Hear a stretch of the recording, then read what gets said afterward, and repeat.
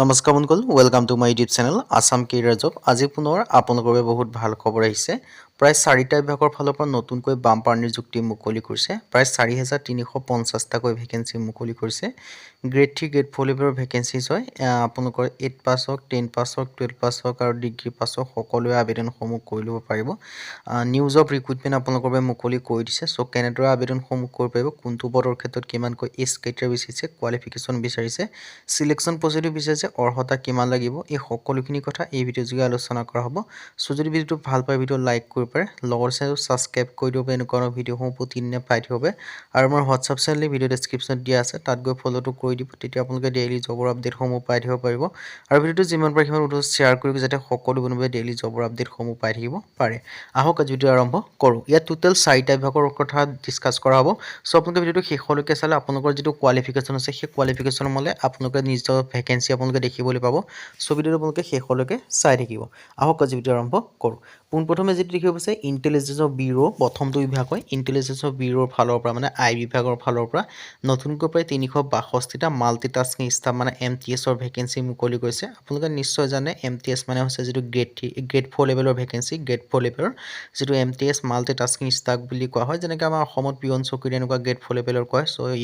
central হ'লে আপোনালোকৰ multitasking staff বুলি কোৱা হয় সো ইয়াত দেখিব পাইছে ইন্টেলিজেন্স ব্যুৰোৰ ফালৰ পৰা আছে ভাৰতীয় যেটো চোৰাংচোৱা বিভাগ আছে তাৰ পৰা মুকলি কৰিছে পোনপ্ৰথমে ভেকেন্সিখিনি মই আপোনালোকক ওভাৰভিউ জনাই দিব বিচাৰিছো আপোনালোকে দেখিব পাইছে টোটেল ভেকেন্সি 326টা আছে মিনিমাম কোৱালিফিকেশ্যন আপোনালোকে দেখিছে 10 পাছৰ পৰা আপোনালোকে আবেদনসমূহ কৰি ল'ব পাৰিব 362টা ভেকেন্সি দেখিবলৈ পাব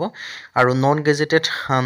আপোনালোকৰ নন মিনিষ্ট্ৰিয়েল ভেকেন্সি হয় আৰু কেটেগৰিজ ভেকেন্সি দেখিব পাইছে ইউআৰৰ ক্ষেত্ৰত 160টা ইডব্লিউএছ ক্ষেত্ৰত 34টা ওবিসি ক্ষেত্ৰত 72টা এসসি ক্ষেত্ৰত 42টা আৰু এসটি ক্ষেত্ৰত 54টা ভেকেন্সি দেখিবলৈ পাব এডুকেশ্যন কোৱালিফিকেশ্যন মিনিমাম যদি আপোনালোকে ক্লাছ 10 পাছ কৰিছে তেতিয়া আবেদনসমূহ কৰি ল'ব পাৰিব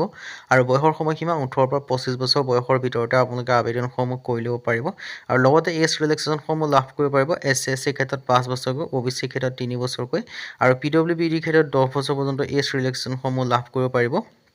আৰু ইয়াৰ সিলেকশ্যন প্ৰসেছ দেখিব পাইছে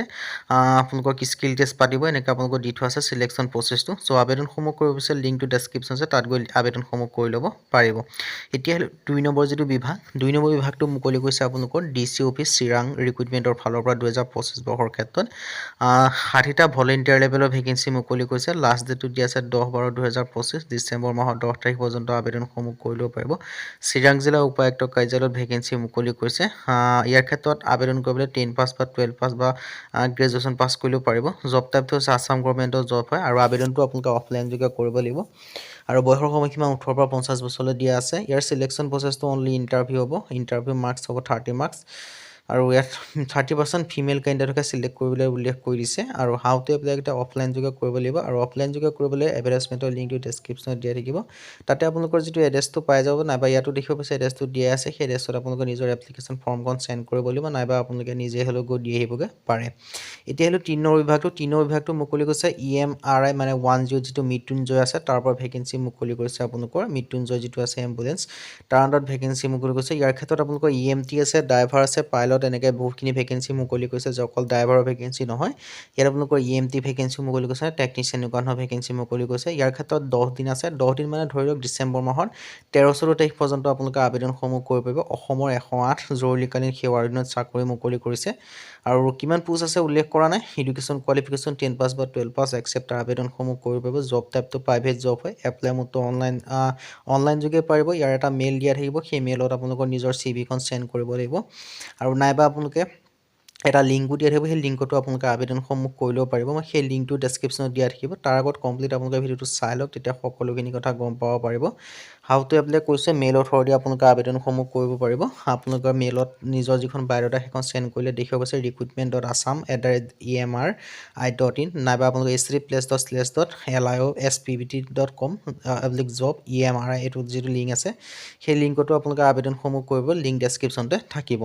এতিয়া হলো 4 নম্বৰ যেটো বিভাগ সেইটো মুকলি কৰিছে কেবিনেট ছেক্ৰেটাৰীৰ ফালৰ পৰা চ' কেবিনেট ছেক্ৰেটাৰীৰ ফালৰ পৰা ভেকেঞ্চি মুকলি কৰিছে লাষ্ট ডেটটো দিয়া আছে 14/12/2025 ডিচেম্বৰ মাহৰ 14 তাৰিখ পৰ্যন্ত আবেদনসমূহ কৰি ল'ব পাৰিব কেবিনেট ছেক্ৰেটাৰী 250টা ভেকেঞ্চি আপোনালোকে দেখিবলৈ পাৰিছে ইয়াৰ ক্ষেত্ৰত আপোনালোকে এইটো গ্ৰেজুৱেশ্যন লাগিব বেচেলৰ ডিগ্ৰী আৰু এইকেইটা আপোনালোকৰ এটা টেকনিকেল লেভেলৰ ভেকেঞ্চি হয় গ্ৰেড 3 লেভেলৰ চ' আপোনালোকৰ যে ইঞ্জিনিয়াৰিং ডিগ্ৰী আছে তেতিয়া আপোনালোকে আবেদনসমূহ কৰি ল'ব পাৰিব এজ লিমিট 30 বছৰলৈকে পাৰিব লগতে ৰিলেক্সেশ্যনসমূহ লাভ কৰিব পাৰিব হাউ টু এপ্লাই যদি ক'বলৈ যাওঁ এই ভেকেঞ্চিকেইটা আপোনালোকে অনলাইন যোগে অফলাইন যোগে কৰিব লাগিব আৰু অফলাইন যোগে কৰিবলৈ যিটো এড্ৰেছ দেখিছে সেই এড্ৰেছত চেণ্ড কৰিলে হ'ল আপোনালোকৰ এপ্লিকেশ্যন ফৰ্মখন এপ্লিকেশ্যন ফৰ্ম আৰু এডভাৰটাইজমেণ্টৰ লিংক ভিডিঅ' ডেছক্ৰিপশ্যনতে দিয়া থাকিব তাত গৈ আপোনালোকে ডাউনলোড কৰি ভালদৰে এডভাৰটাইজমেণ্ট পঢ়ি চাই মেলি আপোনালোকে যদি ইণ্টাৰেষ্টেড হয় আবেদনসমূহ কৰি ল'ব পাৰিব আজি ভিডিঅ'